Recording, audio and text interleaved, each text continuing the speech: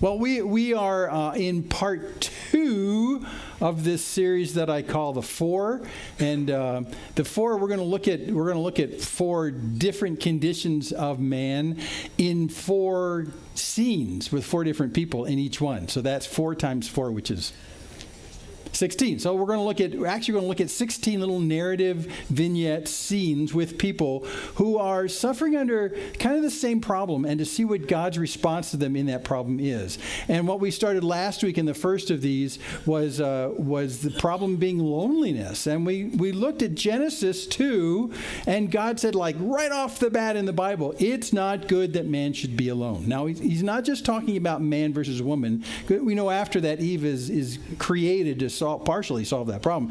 But the issue is that God has made us by design not self-sufficient, not self-satisfied, not self-generating, really not self-anything. In fact, he's made us with this appetite for relationship. So we're made for a relationship. We are not meant to be alone. It's not good that man be alone. So this first in the 4 different conditions is loneliness. Last week we looked at a guy who made himself lonely because of his own greed.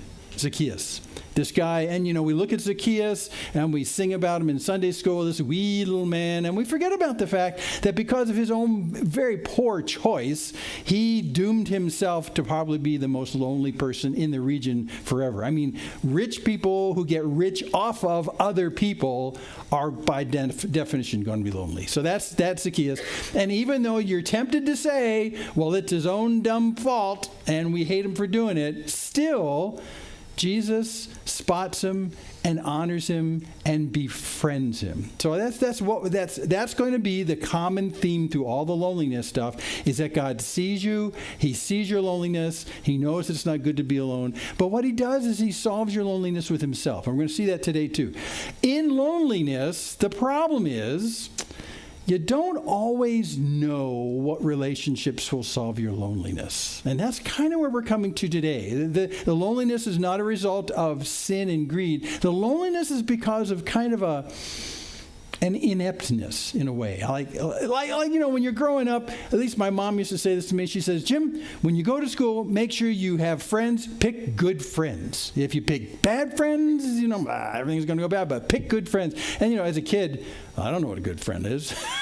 But you do realize that in this appetite for a relationship, you can probably choose poorly. Not only people, but why you choose certain people. So that's why I wanted to start off with this idea about an appetite. It's like your loneliness has an appetite, and you don't exactly know how to fill that appetite to solve the loneliness. So we're going to look at it kind of from a gastro perspective to start with. So in loneliness, it's kind of like you're sitting at a table, and food is going to come, but you're lonely and you don't know what kind of food to feed your loneliness with. What kind of people? What kind of relationships?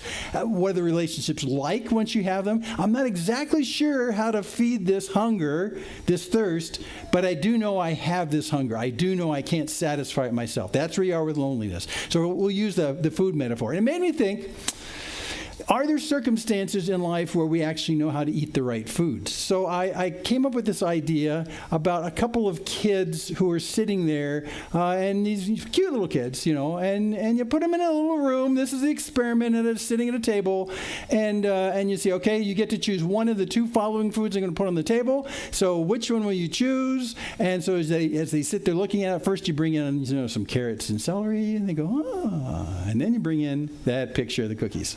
Okay? And you let them choose? Yeah, they choose the cookies. I mean, you choose the cookies. We choose the cookies. I mean, inside you and me, there's still like a little 8-year-old that sees the cookies and the carrots and goes, yeah, it's easy. It's cookies all the time. In fact, I had a blueberry donut sitting on the counter all week long, and you know how it sort of talks to you? It's not the donut talking, it's the 8-year-old inside of you that's talking, saying, eat the donut.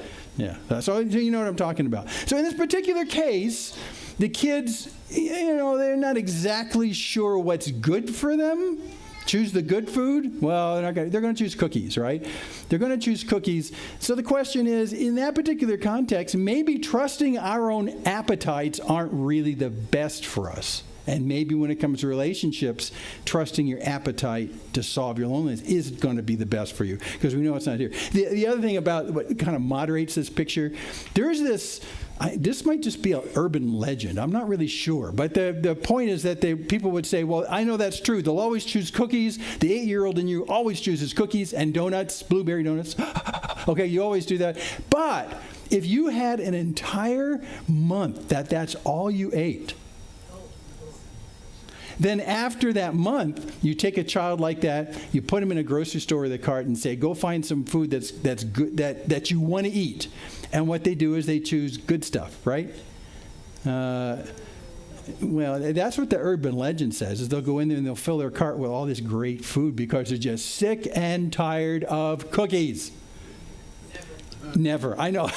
That's what I say too. I look at this and go, no, that's never going to happen. You give me a month of cookies, I'll go for another month of cookies. And after that, a month of donuts. And come on, this is...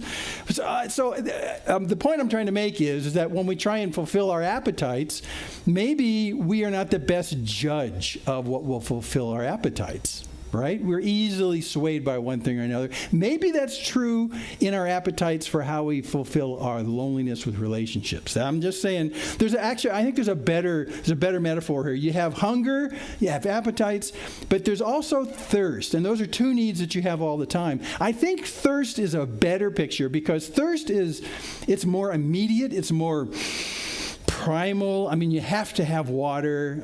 It's a tremendously big deal. So you really don't understand this until you put yourself in a situation like this, where you're in the sand dunes and you're out in the desert when there's no water at all you can think about is water. In fact, I was sort of in this situation in our vacation recently, and I was in my son-in-law's RV, and it broke down in the middle of desert-like central Oregon, where the temperatures, my phone said 112, but that's just in the shade. So we were out in between here and making it to the Oregon coast. We got stuck for 6 to 7 hours sitting outside in 112 degrees, and all you can think about is water. And fortunately, we had tons of water, so we weren't going to die. That was really good. But water is what's on your mind. So here again, we put ourselves in this situation. If you're in a desert, if you're in an extremely dry, hot kind of place, and you're offered a choice of 2 different beverages, if one of those beverages is chocolate milk and the other one is water, what do you choose? Water. You just showed me cookies, so I'm going for the chocolate milk. Okay. No, you go for water. You go for water because there's this fundamental need. You're dehydrating. You're turning into a prune right in front of your face. You need water. And there's something about chocolate milk that just doesn't get me there. Now, after I have a couple of glasses of water, I'll go for the chocolate milk. I mean, I will every time. But it's the water. And even when we were out in Central Oregon in this really dry place with the buzzards circling overhead, and we're looking up and wondering what the day will be like.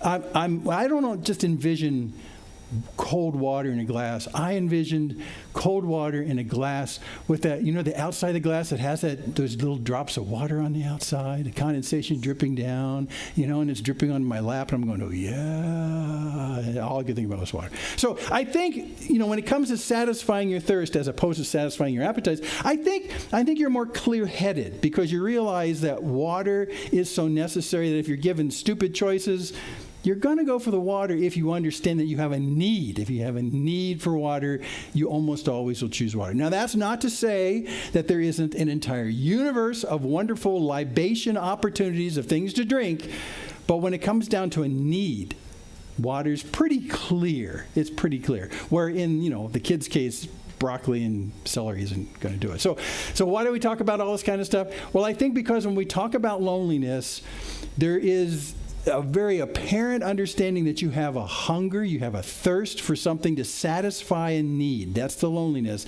The problem is, do we really choose well when it comes to doing that? Do we know exactly how to fulfill that loneliness with people? And given these kinds of choices that are right here, these are kind of emblematic of relationships.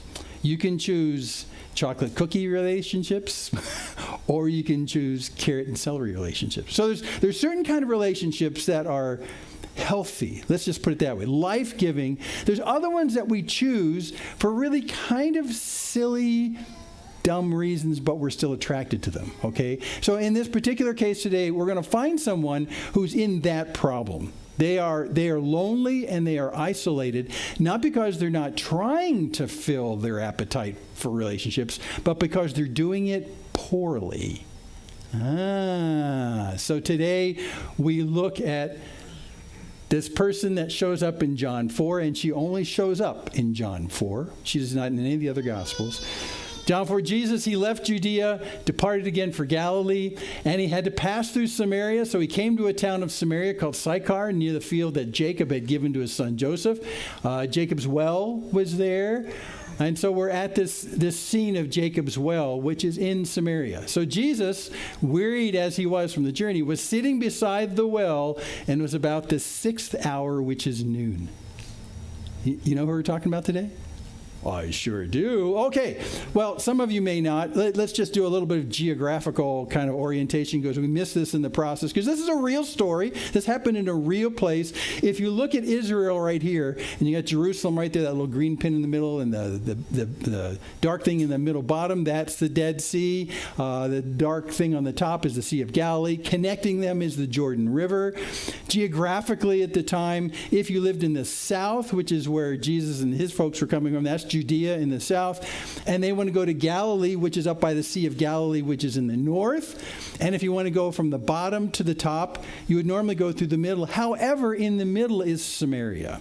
So in Samaria, there were some people that lived there that were not really preferable to kind of be with, at least in terms of the people from the south talking about them. The people in the middle of the country there in Samaria, they, for about 300, 400 years, it was repopulated after some of the outsiders like Babylon and Assyria carted people away from the country to the north, and they came back and resettled. Over the time that they resettled, at least in that central area there in Samaria, they resettled by interbreeding, mixing with the people, some of their captors, some other people. So it turns out that in Samaria, you had what we pejoratively call half-breeds. You're not fully Jewish is the problem. And it's also colored by the fact that in the time after David and Solomon, when the kingdom split, that middle section there, Samaria and up into Galilee, that became kind of the renegade part of the country. They followed weird other gods. And the people in the south, Judea, a little bit of Benjamin, down in the south, they follow the true God of Israel. And so you have this divided kingdom, and that divided kingdom line happens almost right across the bottom of that yellow Samaria area. So that's colored by it too. But that was like thousands of years ago. However, by the time of Jesus, the people in the middle were despised because they had intermarried with the wrong kind of people, and they still kind of held these kind of bizarre religious beliefs. And so the people in the south who were very good Jews would never associate with the people in the middle. In fact, so much so that if you had to go to Galilee, you just wouldn't set foot into Samaria. Samaria was a place that you did not want to dirty your sandals in your feet. So if you had to go north, you know what you normally did? You took another way around. So you could go the coastal route, you could go up to Galilee as long as you didn't set foot in Samaria, or you could go up the Jordan River Valley, and the Jordan River Valley was another great place. However, it had its own problems. You never just went up through Samaria. Except, it said today, Jesus had to go through Samaria. Had to. Which is like, so it's really a bizarre thing. We don't have this recorded, but I do believe that probably, as Jesus says, we have to go to Galilee, which is kind of his home stomping grounds. We have to go to Galilee. I'm sure they many times took the around routes when they went up and down, because this is not the first time. But in this particular case, when Jesus says, we're going to Galilee and we have to go through Samaria, had to. And we'll find out why. Okay, so that's what happened. Just to give you a better view, the action today takes place in Samaria, in a very famous place historically for Israel. Very famous place. And you'll see it as we kind of zoom in on the geography. Famous not only back to the start of Israel, to Jacob, who became Israel, but back to Isaac, and then back to Abraham. Abraham, Isaac. This is a very, very famous place. And the place that we fly into right here, as you notice, has these two mountains separated north and south in this valley between them. And where we're going to be at Jacob's Well is right down here in the middle. But it's clustered at the bottom of these two hills that look at each other. Very, very famous. And if you're an Old Testament reader, you'll recognize these two hills. This is Mount Gerizim on the left and Mount Ebal on the right. And if you want to go look more, Deuteronomy 27 has a great discussion of what happens. But there's a reading of the blessings and cursings, and 6 tribes actually go up on the left onto Mount Gerizim, and 6 tribes go up on the right on Mount Ebal, and they pronounce judgments and curses and blessings and cursings from these two mountains. Very famous. Also Shechem, which is a term we know a lot about. That's in the Old Testament. Shows up a lot with Jacob's life. Shows up with Abraham's life. Shechem is right smack dab in the middle of the picture where Jacob's Well is. That's Shechem. So that's where we're going to be today. This is just an extraordinarily famous place and very well known. Jacob's Well is not unknown. It's not ambiguous. You know exactly where it is. If you go there today, it's covered by an Eastern Orthodox church. What? Yeah, I know. When you go to Israel, you'll find this. All the great places are always covered by Eastern Orthodox churches or something like that. Jacob's Well particularly has had stuff done to it religiously for 2,000 plus years. If you read the history of Jacob's Well, someone says, this is an important place, we need to make a little building over it, and then that gets smashed, and then another building over that, and then that gets smashed, and it's gone through I don't know how many incarnations. Today, the last incarnation is covered by an Eastern Orthodox church. You go in this church, it looks just like a church, and you go down this funny part of the church, and you go down a couple of stairs, and suddenly you're in this tiny little room, probably the size of one of our bathrooms. I mean, it's a really tiny little room, and there in the middle of the floor is this little well that looks like something from a storybook, and it's very deep. I dropped a rock in it. Hence contributing to filling it up. So, but that's Jacob's Well. So it's very well known. We're in a very famous place today.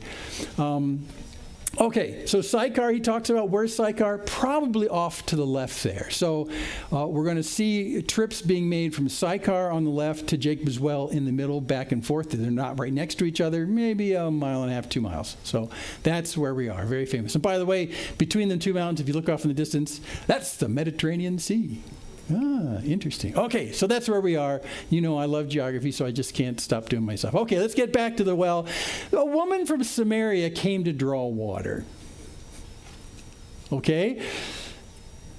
This is a picture from the 19th century, about the time of our Civil War, in fact. The very famous French photographer. And here's a picture. If you look on the right of this, on the right of this picture, there's a young gal there with her water pot. When you talk about women going to the well, almost everyone at that time should think of that woman on the left there. A young woman, not an older woman, a young woman, usually unmarried woman. How do we know that? Well, if you look at the lives, for instance, we mentioned Abraham, Isaac, and Jacob. You look at how Isaac and Jacob both got wives. They went to the well.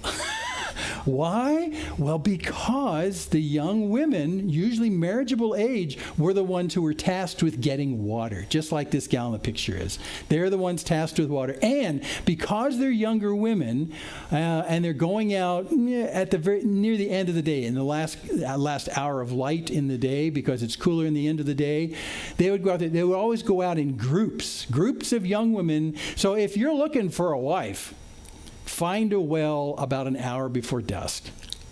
And that's where they were. And that's just like this picture right here. However, in this particular case, we don't see this woman coming to the well with a bunch of other women. She's coming alone. And that's a clue about a problem right here. Just a woman coming.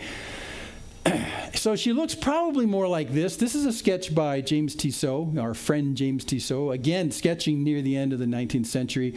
But instead of having a group of women, this would be normally, you'd always have a group of women. Go check out Isaac and Rebekah. Go check out Rachel with Jacob. There are always groups of women. So we have to kind of X those out, and it's just, so we're going to use her as our picture for the woman. And you notice that she's a lot older than the gal in that picture. Probably true because of the circumstances. So she came to draw water, and she came all by herself. And Jesus, oh, by the way, and the time of day, forget that. Noon. That's wrong. It should be at the end of the day. So the question that arises is, and if you're an ancient reader, you'd know this automatically. Why is she alone? And why is it at the hottest part of the day she's hauling water? Yeah, possibly an outcast. She's doing it the hard way, and she's doing it alone. Okay, so let's move on. So Jesus is there, and he says, give me a drink. And thank you, John. He explains, for his disciples had gone away into the city to buy food. So they'd gone into Sychar over there a couple miles to the right, and Jesus is whooped. So he's sitting at the well. Give me some water. And the Samaritan woman said to him, how is it that you, a Jew, ask for a drink from me, a woman of Samaria? And that's actually a very good question. Not only should he not be in Samaria, because Jews despise Samaritans, but she's a woman. And it's the middle of the day. I mean, everything is just wrong right here. So she's saying to him, why are you asking me for water? This is totally outside the social norms. Jews have no dealings with Samaritans. Thank you, John. So John's explaining for us. By the way, John has to explain things for us many times in his gospel because he wrote his gospel so many years later than the rest of the gospels. But by the time his copy of the gospel circulates, a lot of these cultural things, especially to the regions of the world it went to, were unknown. So he'll put in little inclusios just to clue us in. So Jews had no dealings with Samaritans at all. So what should have happened as Jesus is sitting there at the well, he's just resting, is that she should have come in silence, gotten her water in silence, drawn it up, put it in her jar in silence, and then walked away. There'd be no interaction at all. He wouldn't even make eye contact with her. In fact, at the time, the rabbis, even if you're still in Judea, not in Samaria, even if you're in Judea, the rabbis would say that men in public should never make eye contact with women at all. At all, any of them. Not just not speak to them, not even make eye. You don't even recognize that they exist. That's how well-treated women were in the first century. Which is why when you see women playing prominent roles in the gospel, it should shock you because women just did not have that posture in the society. Well, that's what should have gone on here, and especially so because she's Samaritan. It could be, and this is speculation, that this might have been one of the first times she ever spoke directly to a Jew. That's how insulated they were. So he asks for a drink. Jesus answered her, why are you talking to me? Well, if you knew the gift of God and who it is that's saying to you, give me a drink, how would you finish that phrase? You know how I finish that phrase? He's saying, do you know who I am? Do you know who I am? I would say, do you know who I am? If you knew who I am, you'd get that for me right now, pronto. Get it. Do you know who I am? Do you know who I am? That's what that sounds like, doesn't it? But he doesn't say that. If you knew who I was, and who's asked you to give me a drink, you would have asked him. What? Wait, I'm the one with the water jar, and I'm the one with the way. What? See, this is what I really love. Jesus engages people with intrigue in the first breath. In the first breath. Give me a drink. If you knew who I was, you'd ask me. You'd ask him, and he would have given you living water. What? This is all intrigue. I mean, this is all meant to kind of draw her in, to get her talking, because she's probably convinced she's not going to talk. If indeed she is a social outcast, she's not going to talk to anybody, especially not a stranger. But he's laid these two things in front of her. You would ask me, and I would give you living water. So she's hooked. She's got to talk to him. I mean, she just can't. Giving you living water. And by the way, that's what living water looks like. Living water was just a way of saying not a stagnant pool. Living water is moving water. The last time I was in Israel, our guide, a wonderful kind of Israeli guy, we were out in the middle of Tel Dan, which is up in the north. There's this huge volume of water that comes out of the meltings of Mount Hermon, and we were in this dense kind of woods, and there's this stream going across, and there's this guy baking bread on an old stone oven out in the middle of the woods. It's kind of cool, actually. But the water flowed right there, and as Yossi pointed to the water, he says, you know what that's called in the Bible? I said, I do, Yossi. What's it called, Jim? He says, living water. Good for you. Living water. If it's moving, it's living.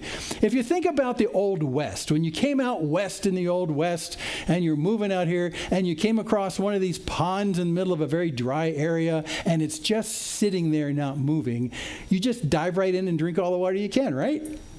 No, because stagnant water often is dead water. It's death water. You don't drink that. However, if the water's moving, your chances are much better. That's why it's called living water.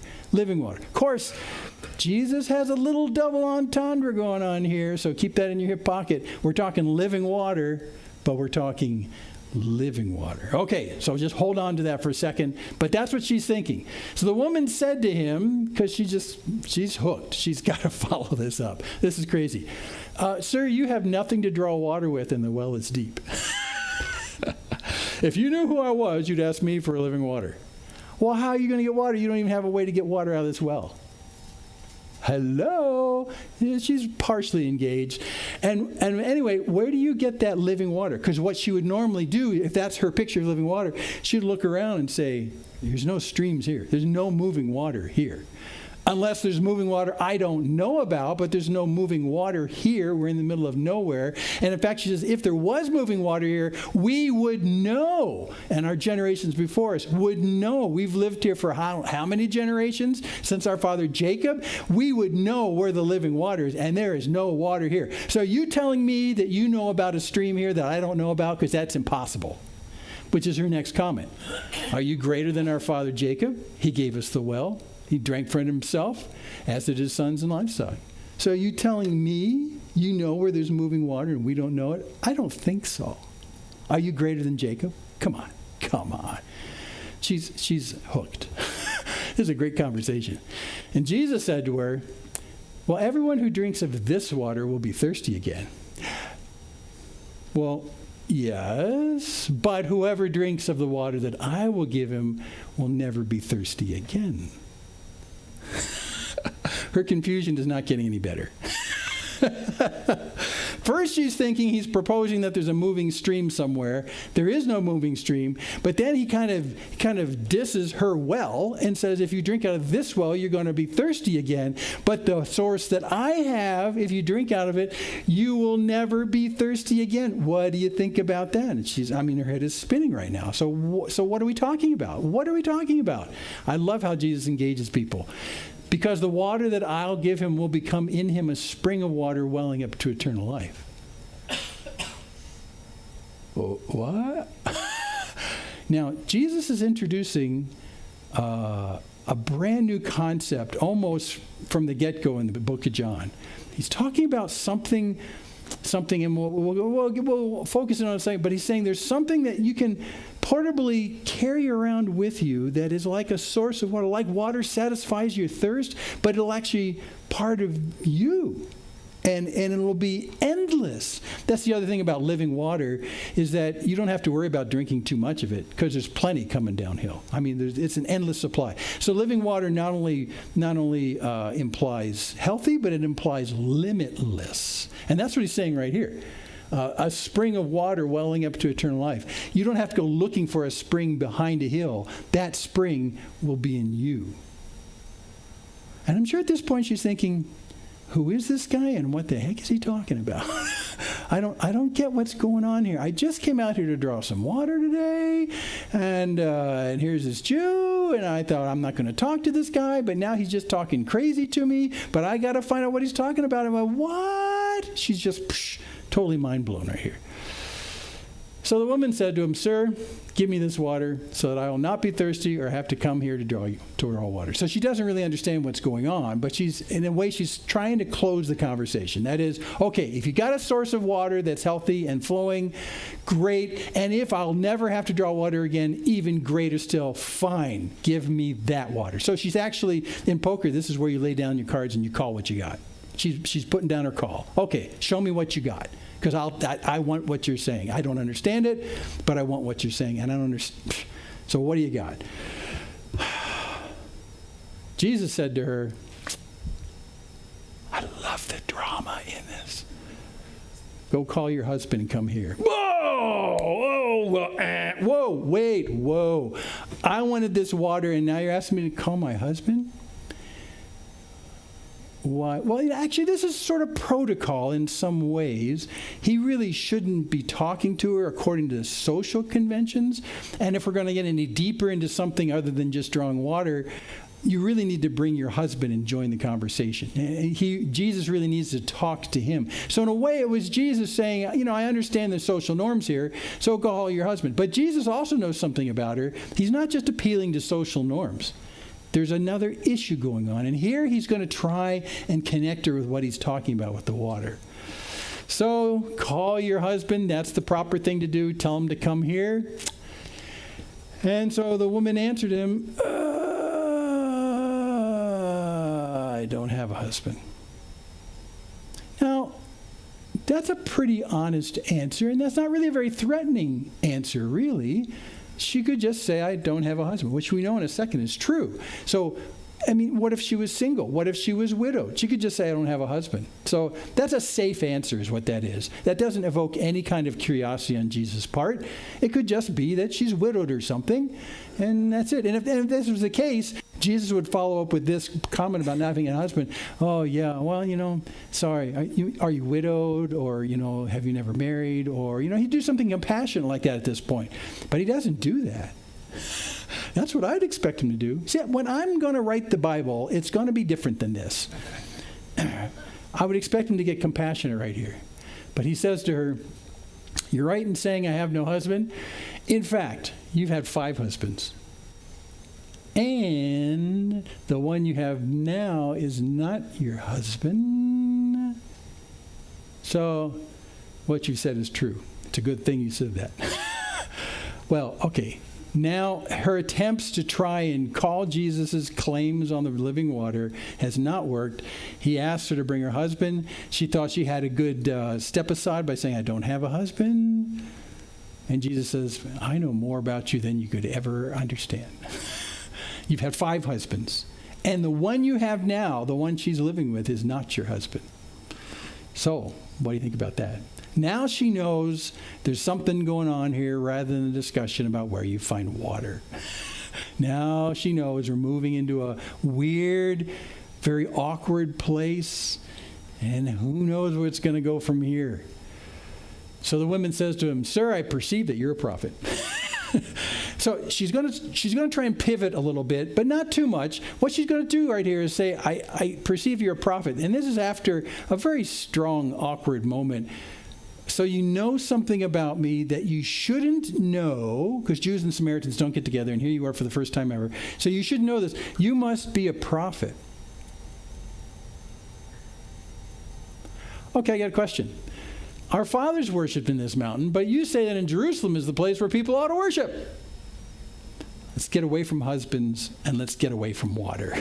Let's get away from what was right there behind them, Mount Gerizim, which is where they did their worshiping in that particular area, Mount Gerizim. So, since I have a Jew here, since he's someone who understands what God really wants from us, since he must be a prophet, a lot of people look at this as kind of a change of topic to get off the awkward stuff. I think it is partially. However, I also think it's a real curiosity on her part. Because if this is one of the first Jews she's ever met, and then she can ask him, okay, you seem like somebody who knows stuff. You know my past. So this mountain right here is where we worship, but you all say you have to worship down there. So which one is it? I'd like to know this before we get done here today. I think it's an honest question on her part. And the reason I say that is because Jesus gives her an honest answer. He doesn't just blow her off in a second here. He actually pursues this question. He honors this question. I think it's an honest question. It's a different topic, but it actually, in his skillfulness, Jesus is going to bring it around. So Jesus says to her, Woman, believe me, the hour's coming when neither on this mountain nor in Jerusalem will you worship the Father. Okay, that's not what I was expecting. She was expecting him to say, yeah, we're the full-blooded Jews. We have the temple. That's where you should be doing stuff. You shouldn't be doing anything up here on the top of Mount Gerizim. That's just wrong. And I know this because I'm a prophet. Yes, I tell you authoritatively, you should be worshiping in Jerusalem and not up here. You need to come down 3 times a year for the festivals. That's the way it's always worked, and you guys are in error. That's what Jesus should have said. But he said that there's not worship in either place. And so in her mind, it's like, I heard this word neither. Neither place. Neither place? You mean not only not Mount Gerizim, but not Jerusalem? Neither. How can you say neither? Are you saying that not only we're wrong in Mount Gerizim, but the Jews are wrong in Jerusalem? Is that what you're saying? See, Jesus is always like one step ahead of her in terms of her curiosity. He doesn't just shut this down and finish it by saying Jerusalem's the right place. We got the temple. And that would be a right answer, by the way. That would be a very right answer. Neither place, and this is why Jesus is turning what looks like a detour conversation back to the central theme of what he's trying to get at with her. Neither place is how we get there. Well, you worship what you don't know. We worship what we know. For salvation is from the Jews. Okay, so there's not worship in either place, and now you're telling me that you're authoritative, that you know what you're talking about. Yeah, okay. And that salvation is from the Jews, the people in the south, not the Samaritans. Okay. But still, if that's true and the salvation is from the Jews, why aren't you hammering me in the head about the temple and coming down to the temple? You're saying that it's not going to happen in either place. You're still not answering my questions. She is as sucked into this conversation now as she ever has been up to this point. What do you mean neither place? Jesus said to her, the hour is coming and is now here when the true worshipers will worship the Father in spirit and truth, for the Father is seeking such people to worship him. God is spirit, and those who worship him must worship him in spirit and truth. This is the explanation why neither place. Because a time is coming where he's saying that worship will have nothing to do with where you worship. Has nothing to do whether it's at the top of Mount Gerizim or whether you're at the temple in Jerusalem. Worship happens anywhere. Anywhere. As long as it satisfies these two things. As long as you worship God in spirit and you worship him in truth. The truth part, you don't worship him based on superstitions, for instance, or fear, foundless fears. You don't worship him in that sense. You worship him on another basis. And actually, if you look at other places, especially in John's gospel, that basis is love. It's not out of fear or ignorance. So you have to worship him in truth, but you worship him in spirit. Now, if God is spirit and you worship him in spirit, since his spirit is not constrained to any physical spot, that means you can worship God as spirit anywhere you are. Now, from our perspective, the New Testament perspective, we look back at this and go, well, yeah, of course. But this is a brand new concept, not only for the Samaritan woman, but for Israel at all. Are you telling me if Jesus could have said this on the 6 o'clock news across Israel, if Jesus got on the 6 o'clock news with the reporter putting a microphone in his face and the reporter saying, we heard from a Samaritan woman that you're claiming that the temple is now obsolete and not necessary for worship. Is that true, Jesus? And Jesus would say, yeah, you just need to worship him in spirit and truth. Are you saying the temple is not needed? Temple is a great place, but yeah, it's kind of going out of use. Are you a heretic? No, I'm the Son of God, man. Okay, that's my newscast. But this is what's going on. She's hearing something that hasn't been said anywhere in Israel at this point. This is an astonishing thing. This is an astonishing thing because Jerusalem is the city of God from the time of Abraham forward, and with David and Solomon. I mean, Jerusalem was the place where you worship. That's where the temple was. That's where God said you needed to worship. He specified the temple. He specified the celebrations. God said, this is where you do it. And now we have a well-placed, highly placed source, Jesus, who's saying, yeah, but worship now is not just a matter of that place. It's a matter of anywhere because God is spirit. He's anywhere you are. Okay, so what might have started as a detour conversation has now gotten into some of the deepest theology that will emerge in the entire New Testament. Deepest. Could it be that Jesus is saying that a time is coming when not only the temple will not be available to worship at, but it'll be kind of irrelevant for worship? That something has switched, something has changed, something has gone from, wait for it, Old Covenant to New Covenant? Yeah, this is what Jesus is getting at, and he's saying it to a Samaritan woman, not the high priest in Jerusalem. She's getting an earful. So her question, which is an innocent question, was, you seem to be a guy in the know. You have a connection with God. You're a prophet. You know things you shouldn't. My burning question is Mount Gerizim bad and Jerusalem is good? And Jesus says, neither is needed. Worship can happen anywhere. Now there's a connection. Oh yeah, Phyllis. Does that also put the Gentiles? The Gentiles. It starts to include the Gentiles, because if the Gentiles are excluded from worship in Jerusalem, now they don't need the temple in Jerusalem. Yeah, so that actually adds to the message, especially when Paul takes it to the Gentile world. You don't have, I think it's an aside, it's a great question. I think as Paul was moving around in the 3 trips that we saw, the questions would probably always come up. I can think of a couple where they're connected, where they'd say, well, you Jews, like she says, you worship down in Jerusalem, and you say your God has to be there. How can we as Jews or Gentiles in Ephesus worship God? Do we have to go down to your temple? Paul would say, no, you wouldn't have to. Yeah, it opened it up. Yeah, and that's what Jesus is starting to do right here. It's opening the entire thing up. Yeah, not saying that the temple was wrong. It was specified by God. But saying that something now is shifting. Something is shifting. And the shifting is the presence of God's Spirit. Holy Spirit. That's what's shifting. That's what Jesus is talking about here. She's getting, yeah. So what do you say after that? It's like, well, I got to go now. I don't know what you're talking about.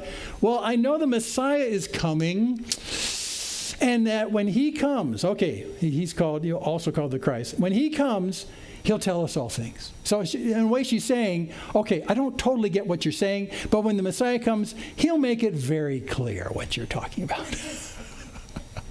Dun, dun, dun, dun, dun, dun, dun. This is where the music starts to build in the background. Dun, dun, dun. Oh, how little you know. When he comes, he'll tell us all things. And then the bombshell of the New Testament happens. Well, I who speak to you am he. It's me. I think she was hoping she'd gain a little more clarity in what he was saying. You're a prophet and you talk about weird things. Talk about neither worshiping in Jerusalem or in Samaria. And this is all very confusing to me. Living water, what? I think when the Messiah comes, he'll make it really clear. Hello, I'm him. I'm he. I'm the Messiah. As far as I can find, it's the first place that Jesus openly declares who he is. And by the way, later in John and in the other Gospels, when people start to get it, bing, that Jesus might be the Christ, might be the Messiah, Jesus says, psh, psh, psh, psh, don't tell anybody. Don't tell anybody. Now, we know the reason why he said that isn't because he's not the Messiah. He is. He very much is. The problem is that as soon as that becomes public knowledge in the wrong places, then we'll call him the religiously woke in the area. We'll shut him down and start a timeline to his death. So Jesus doesn't want to start that timeline prematurely. So when people make the discovery early on in his ministry, even mid-ministry, he says, shh, you got it. Shh, don't tell anybody. You got it. Perfect. Okay? Who do men say that I am? Well, does that stop the conversation? There is an awkward pause. John doesn't write awkward pause. There was an awkward pause. But there was an awkward pause. Just then the disciples came back. Okay, we're done. I mean, that's I'm the Messiah. What are you supposed to say after that? And just then the apostles show up. Hey, we're back with food. Burgers for everybody. Well, they marveled that he was talking with a woman, and no one actually said out loud, no one said, oh, what do you seek, lady, or why are you talking with her? No one says the obvious, because Jesus is talking to her, so you don't question that. But they came back and they see this very unlikely scene. They don't know what's been talked about, but I think later on, when it's described in what they've been talking about, their minds are blown just like hers, because they haven't heard this stuff yet either. So they don't ask the obvious kind of stuff. So what happens is the woman left her water jar there and went away into the town and said to the people, come see a man who told me all that I ever did. Can this be the Christ? Can this be the Messiah? So why didn't you take her water pot into town? Well, I think because it was too heavy full of water. And she says, I got to go talk to them right now. So she books back to Sychar, and she says, you need to come and see the guy who told me everything I've ever done. This is why we get this impression that she's a woman with kind of a checkered past, especially when it comes to her relationships with men. We don't know anything else besides what you just read. So beyond that point, it's speculation. But we do put a couple of things together. She is drawing water at noon, at the height of the heat of the day. She's not with other women. That's the point. She's not with other women. They probably wouldn't let her go with her when they collect water near sunset. So she's not with other women. So there's some kind of shame or exclusion going on right there. She's all by herself in that sense. And then Jesus quotes to her the fact that she's had 5 husbands. Now, we don't know anything beyond that either. It could very well be that they were all widowed. I mean, in succession. We don't really know. However, the fact that she's living a very solitary, almost outcast existence based surely on the data of her collecting water tells us a lot about questionable background for her. The least you can say is, when it comes to marriage, she looks like she hasn't been real successful. And in the current state where she is, she's not married. So in a way, she's decided to just settle on what she can get in terms of relationship. And this is where we start seeing this problem with maybe she's not choosing well when it comes to relationships. Yeah, we'll have to start stitching that together. Can this be the Christ? Well, they went out of the town and were coming to him. It's interesting. Why would they even come out? Why wouldn't they just say, she ran into town, you won't believe who's out at the well? And they go, yeah, whatever. It's you, lady. It's you. We're not going to believe what you say. However, what she did was she was demonstrating that she had less shame about her past, public in front of these people, than she had excitement for who this man was out at the well. She was willing to say, everything I've ever done, he knows. And yet, I think this is the Messiah. He talked to me. See, and that's the amazing thing. Because when they heard the fact that she said, he talked to me, he's a Jew, and I think he's the Messiah, and he talked to me, they're going, I don't think so. But something's up. So they left town from Sychar and they went out to the well. And right here, we're going to stop the story. What?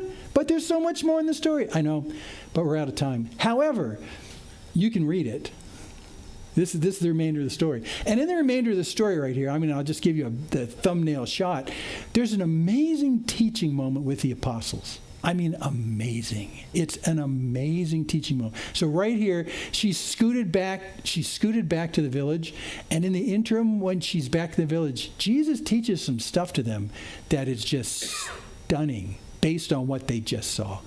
You need to look at that.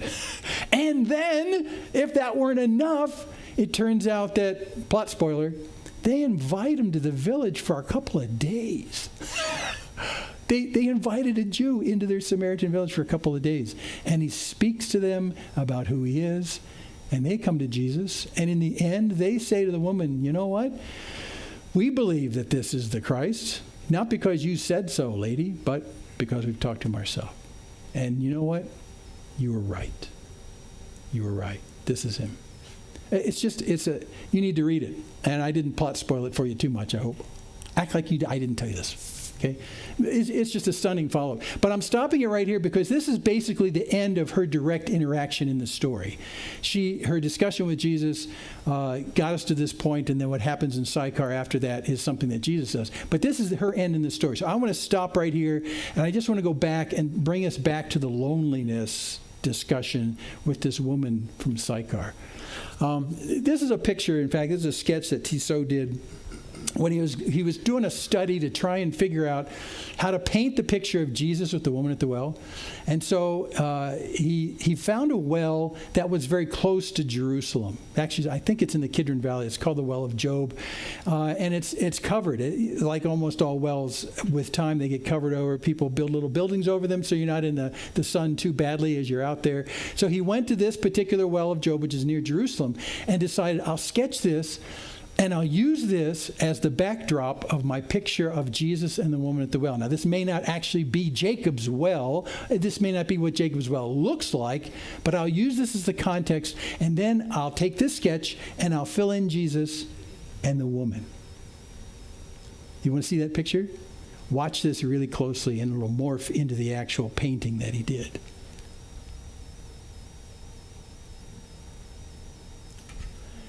Is that not cool? Really cool. And I love how he has posed both of them. She's in the midst of getting work done. He's actually with his back to her, which is an important kind of posture to say that I'm not supposed to talk to you, but I'm talking to you. It's just really great. I love it when artists interpret these things and do that. So this is Tissot's take on it. So let's wrap up some stuff on loneliness, because clearly she was a very lonely person. She was isolated from her village, from the social context of her village, but largely she was isolated, kind of like Zacchaeus, because of things she did, but not because of greed, but because she just hasn't been very successful when it comes to satisfying the appetites that are going to solve her loneliness. Okay, so let's take a look for a second. So she shows us in this entire thing that we make poor choices in our loneliness. And if you use the thirst and hunger kind of idea, lots of times in our loneliness, we try and solve our loneliness with relationships that are like chocolate chip cookies. You know what I'm saying? So they're like, they look tasty, they look like they're great, but they're not going to get you anywhere. This is part and parcel of what my mom was trying to tell me about being careful who I make my friends. And many times I was drawn into friends who were just larger than life, did crazy kind of stuff. It was always a party everywhere you found them. And you go and think, ooh, this is the best thing ever. I'm not lonely anymore. But then after a little while of that chocolate chip cookie relationship, you realize, this is stupid. So there's a little of that aspect. We have a hunger and we have a thirst for people in relationships to solve our loneliness, but it's easy for us to choose the wrong people, and it's easy for us to choose them for the wrong reasons, and it won't satisfy the loneliness. That's really, really key right here. Is Jesus really saying this here? Watch. There's the repeated visits to the well.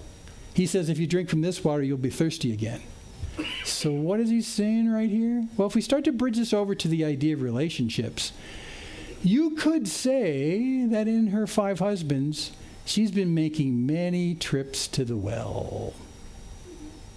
Get it? Get it? She's been making many trips to the well. And has that water satisfied? No.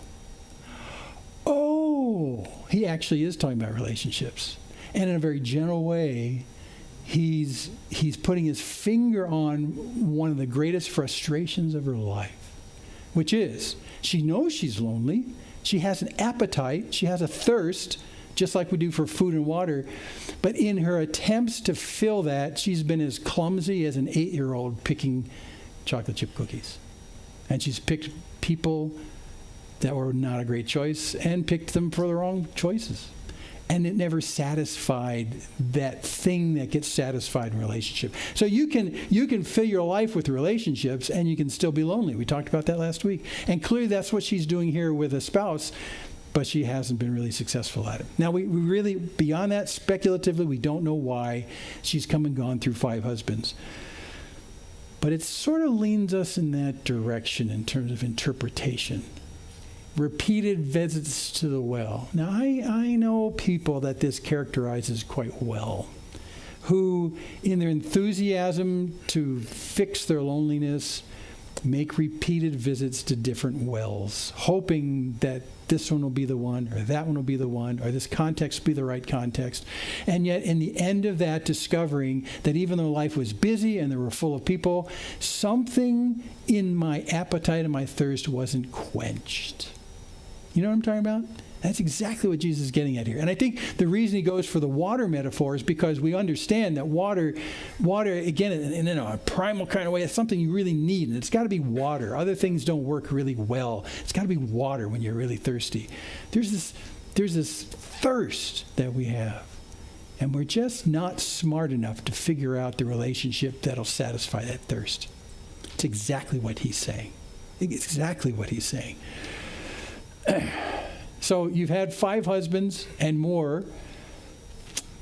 You know, like an errant appetite, we crave junk relationships.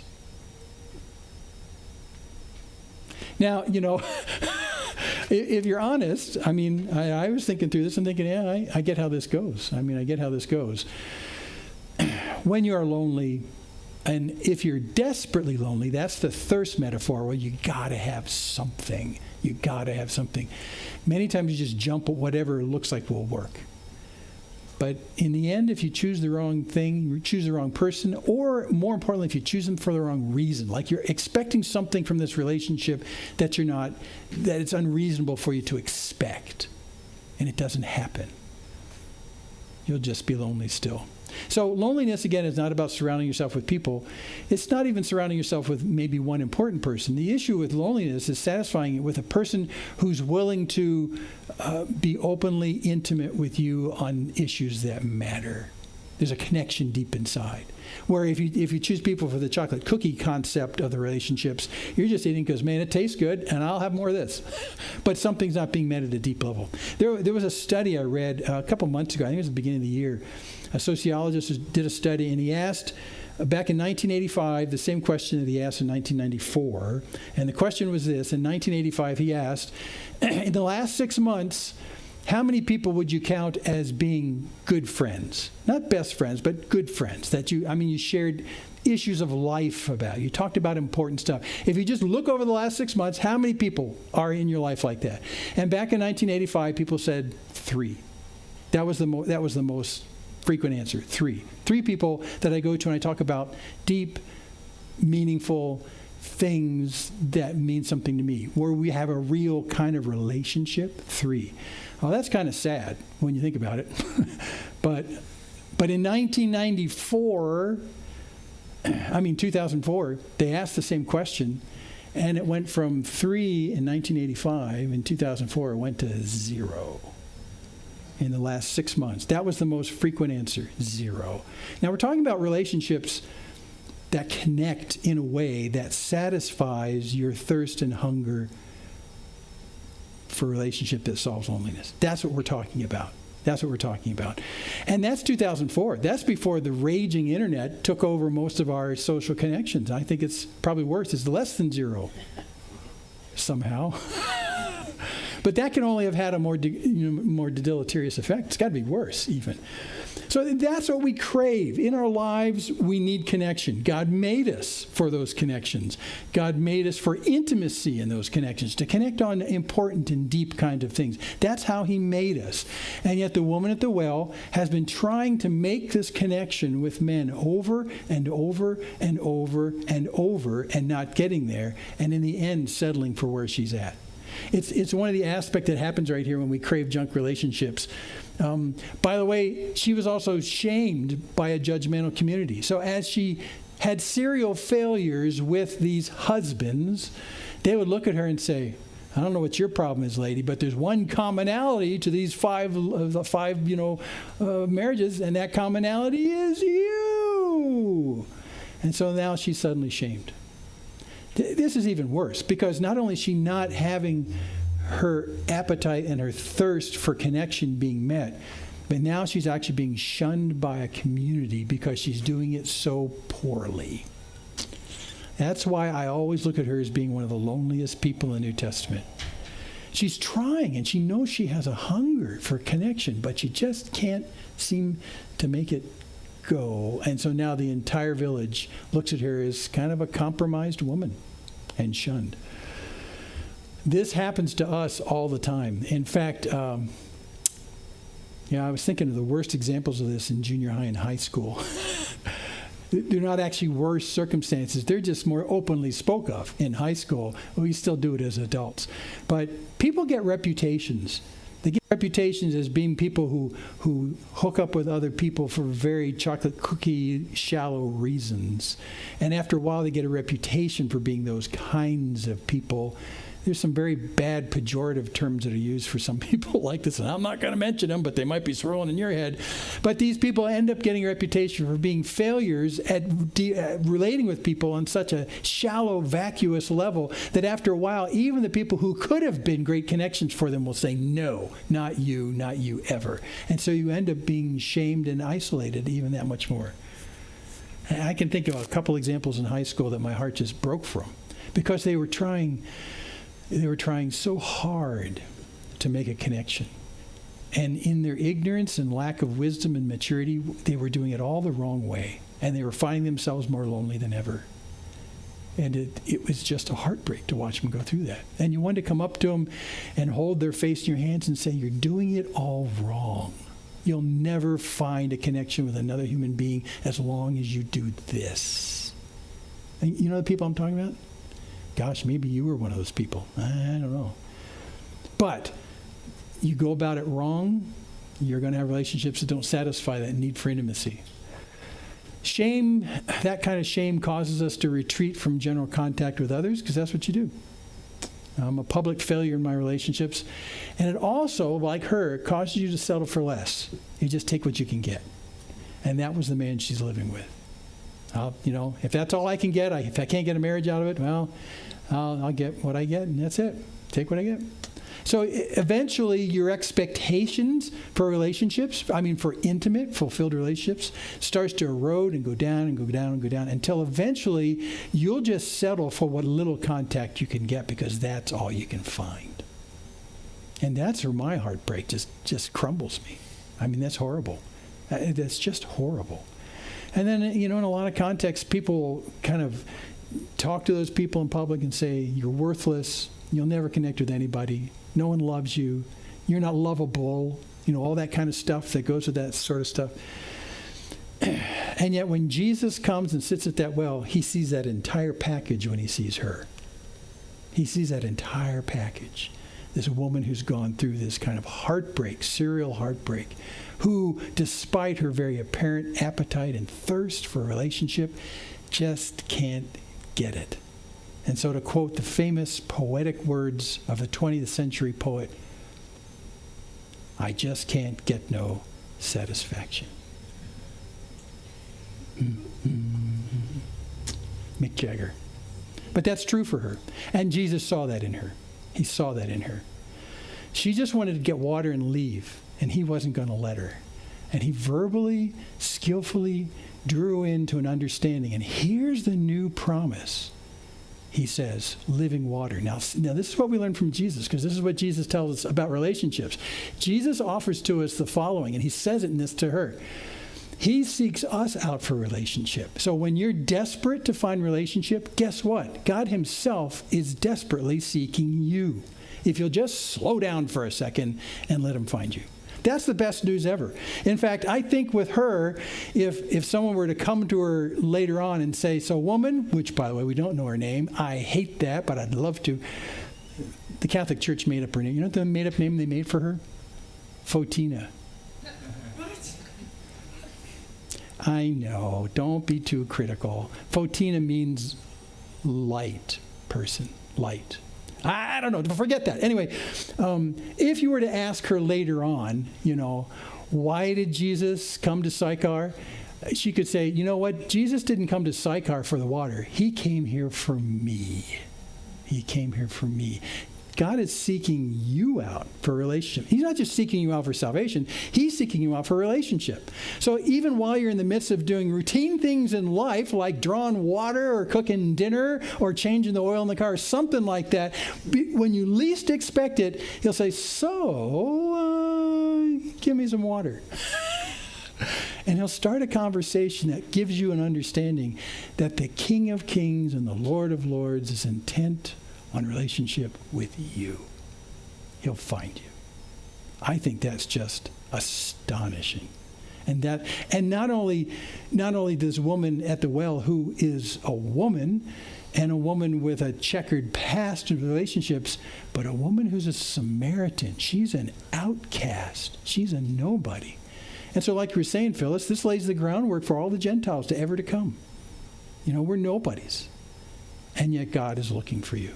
That's the best part of the gospel message, I think. And interestingly enough, he knows everything about us, but he doesn't shame us. He accepts us. See, his reaction isn't to shame her, although it should have been if he was really a prophet. Woman, what have you been doing? Shaking that bony figure of judgment against her. He doesn't do that. Now, it's not that he tolerates whatever sin is part of her past. He doesn't do that. But he's there to make connection with her. No shaming, but to make connections with her. He's the one that comes. And interestingly enough, he knows everything about you before he seeks relationship with you. Like, everything? Everything. He knows everything about you. You know, if you don't know Jesus, that's also one of the best parts of the good news. You mean Jesus is looking to have a relationship with me? I don't think so. I mean, I am less than perfect in all my ways. In fact, I've got enough trash and baggage in my background. You could fill dump trucks with it. I don't think he wants to have a relationship with me because look at that.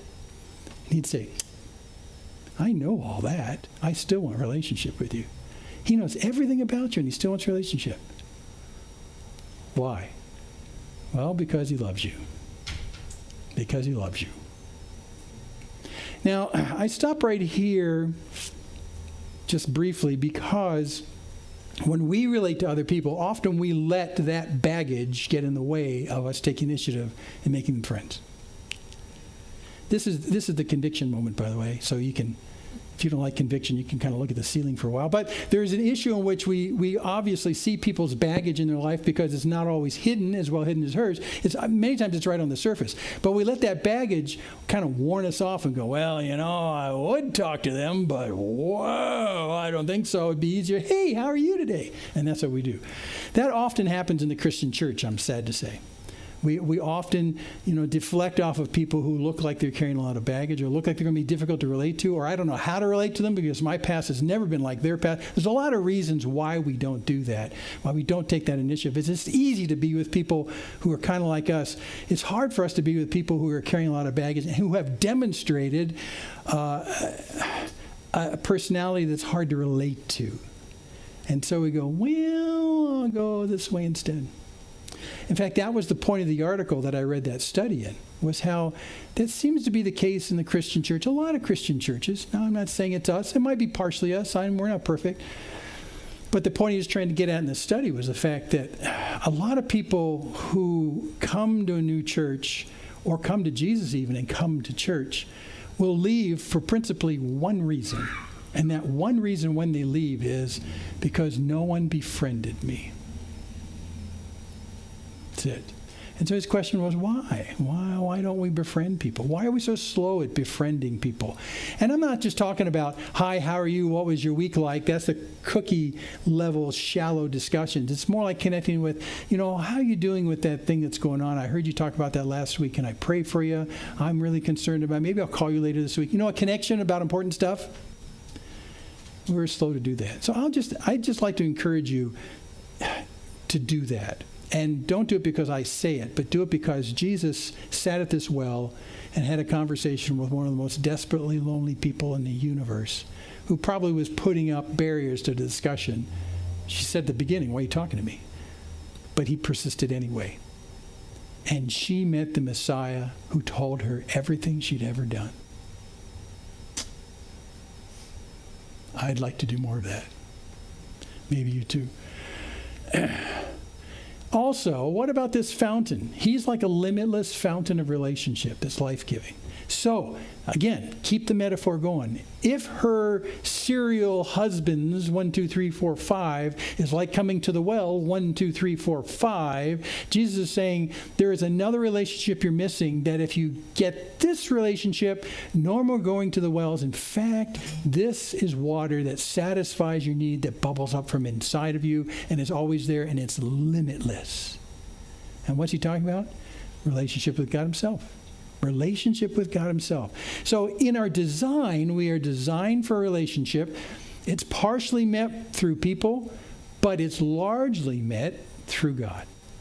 That's the spring that wells up. So what he's doing here is he's saying to her, if you really want to connect with somebody, if you really want to not just satisfy your thirst and your hunger for a relationship in an intimate, more deep way, what you need is a relationship with God. That's the deep relationship that will satisfy. And it doesn't matter if you go to Jerusalem or you go to Mount Gerizim or wherever you go. He is with you wherever you are, and you worship him in spirit and in truth. And you'll find relationship that's like living water bubbling out of a spring right at your feet. That's what he's trying to say. He's not just trying to say you need to worship. He's saying that God's offering you a relationship that you have been thirsting for your entire life and just couldn't put your finger on what the problem was. It's a relationship with God.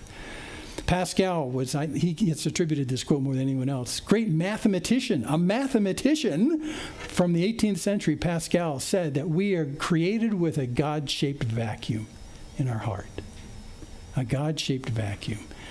We feel the vacuum, that's the loneliness.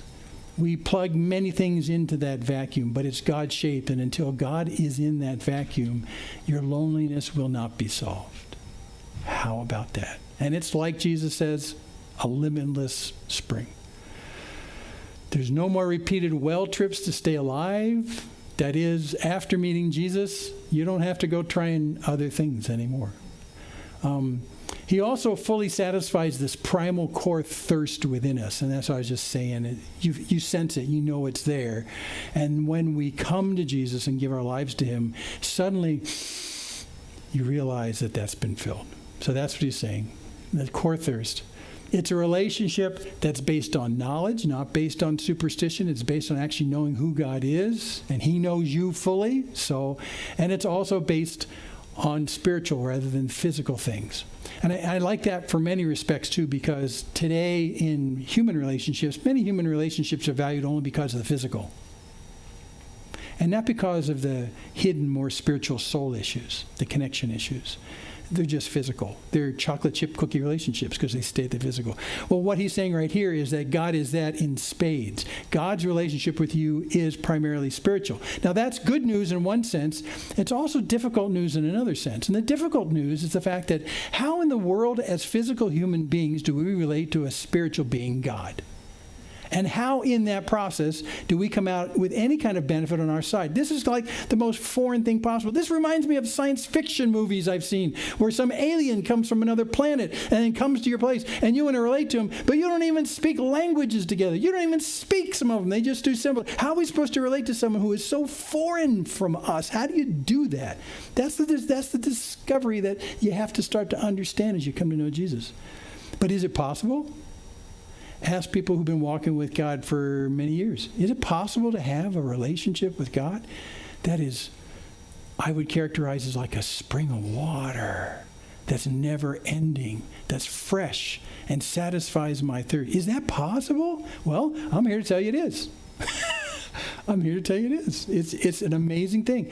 Well, how am I supposed to navigate that? In those science fiction movies, they're doing all this stuff to try and communicate, and they just can't quite figure it out. How am I supposed?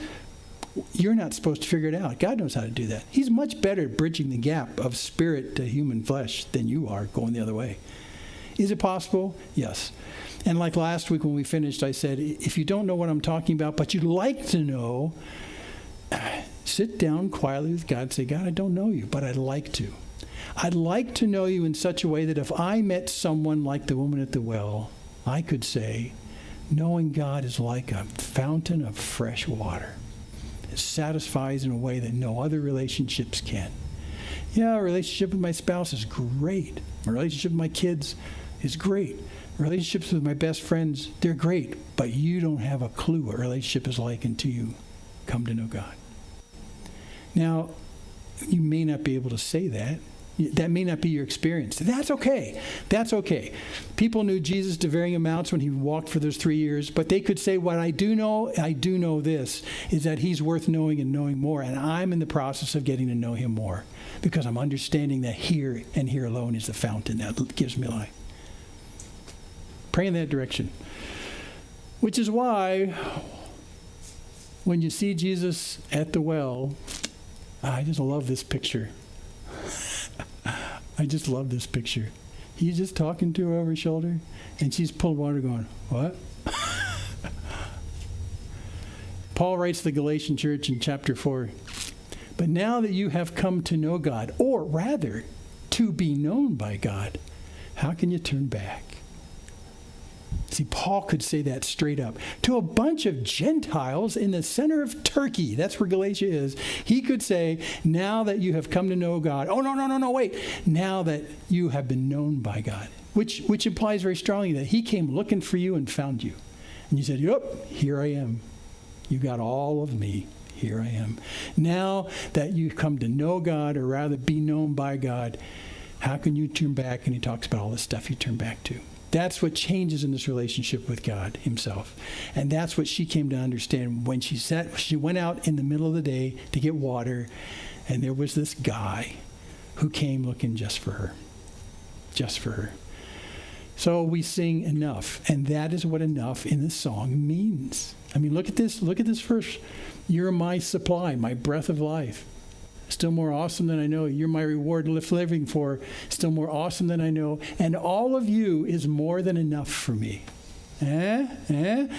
For every thirst, every need, you satisfy me with your love, and all I have in you is more than enough. And that's what she ended up saying at the end of the day. So let's pray. Father in heaven, we thank you for this woman. Oh, Lord, how I'd love to know her name. I'd love to know her name.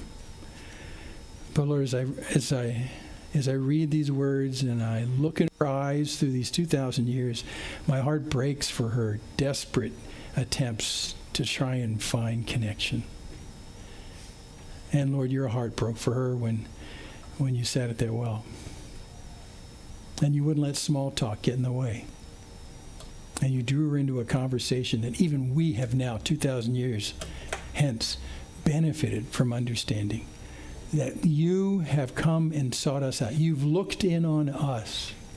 And even though you know everything about who we are and what we've done and the darkness of our heart, even though you know all of that, still you pursue us and pursue us with your love.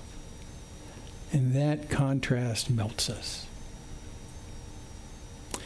Lord, I also pray that you would use us to make connections with other people who are in that same situation, who are destitute and lonely, thirsty for connection and don't have it.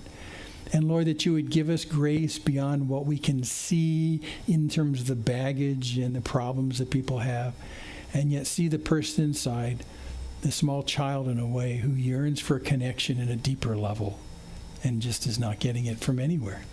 And Lord, may our interactions with your Spirit in us give them an understanding about your intentions to have relationship with them and to bring to them a fountain of living water of relationship. Lord, we want to be lights in this place, and Lord, we want to be little fountains carrying you to people who thirst and hunger. So we're yours for that very purpose. And again, we just thank you for this lovely woman today. In Jesus' name, amen.